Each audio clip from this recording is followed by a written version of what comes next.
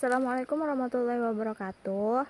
Di sini saya sudah berada di lokasi dari makam-makam dari peninggalan di Desa Benuang Sakti. Jadi teman-teman bisa lihat kalau di sini nih banyak sekali peninggalan-peninggalan sejarah yang belum pernah diekspos atau yang tidak tahu asal usulnya di mana dan diyakini pada daerah setempat bahwa ini merupakan peninggalan dari raja-raja. Adapun peninggalan ada makam di sini, makam datuk dari Datuk Rantau Binuang Sakti, itu guru yang berasal dari Aceh.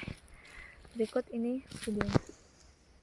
Rantau Binuang Sakti merupakan tempat kelahiran Tuan Syekh Abdul Wahab Rokan Al-Khalidi An-Naksabandia, ulama dan Tuan Guru Naksabandia yang terkemuka di Asia Tenggara, di mana Rantau Binuang Sakti merupakan sebuah desa yang terletak di Kecamatan Kepenuhan, Kabupaten Rokan Hulu, Provinsi Riau, yang tepatnya berada di pinggir Sungai Rokan. Sekitar 2 abad yang lalu, desa Rantau Binuang Sakti ini merupakan tempat berkumpulnya para ulama dan cendekia.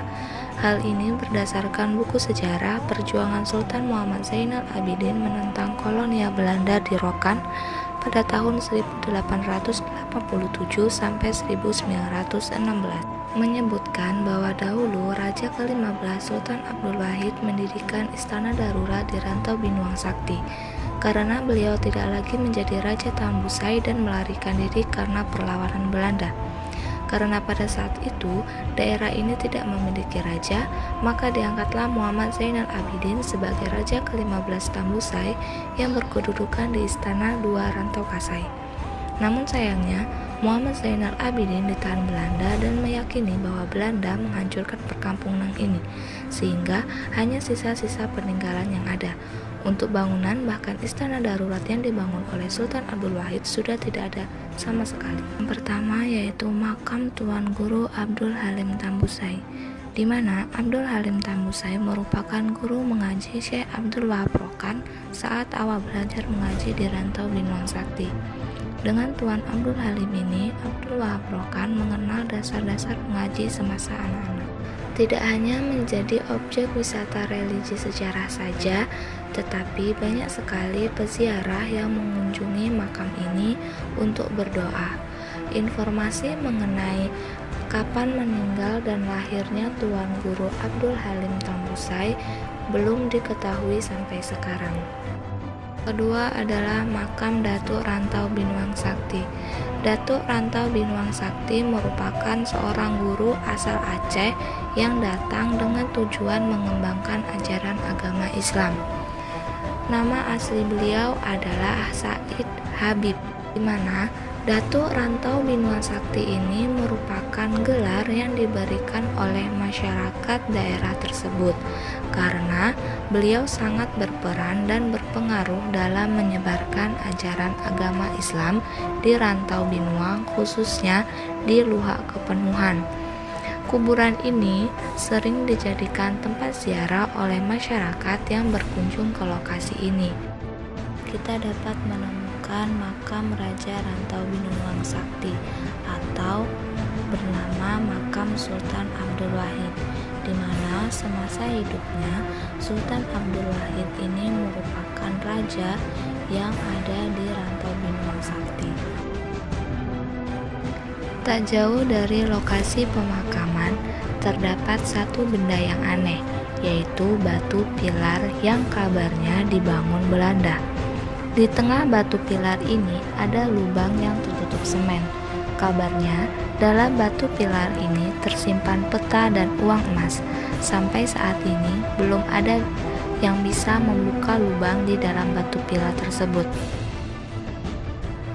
Di lokasi yang sama terdapat benteng Rantau Binuang Sakti, di mana benteng ini berbentuk seperti gundukan tanah yang sudah termakan oleh zaman.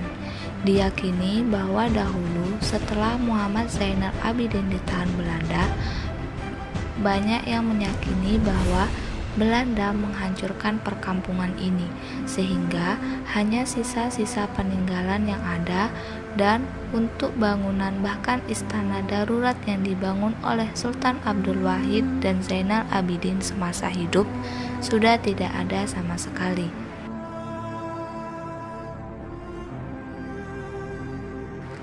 Ini dibuktikan dari ditemukannya bekas-bekas peninggalan kerajaan Rantau Binuang Sakti. Di antaranya ada bekas kolam pemandian anak raja, bekas taman kerajaan, dan masih banyak lagi.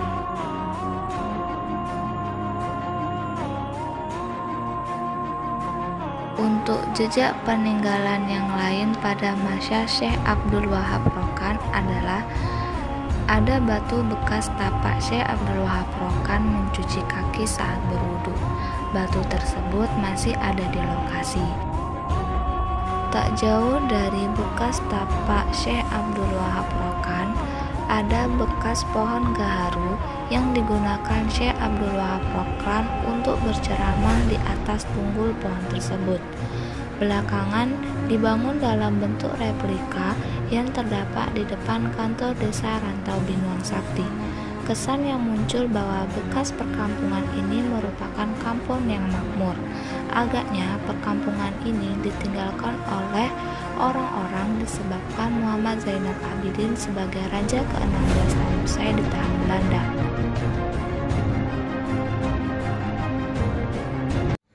Raja Tambusai yang ke-15, anaknya Sultan Zainal Abidin itu yang bermakam di Kediri, Jawa Timur. Oh iya. Setelah dia tidak jadi raja lagi di Tambusai, Melarikan diri apa dia gimana? kesinilah. Kesini. Untuk menenangkan pemikiran. Tapi karena di sini belum ada rajanya, dia diangkat jadi raja. Gitu.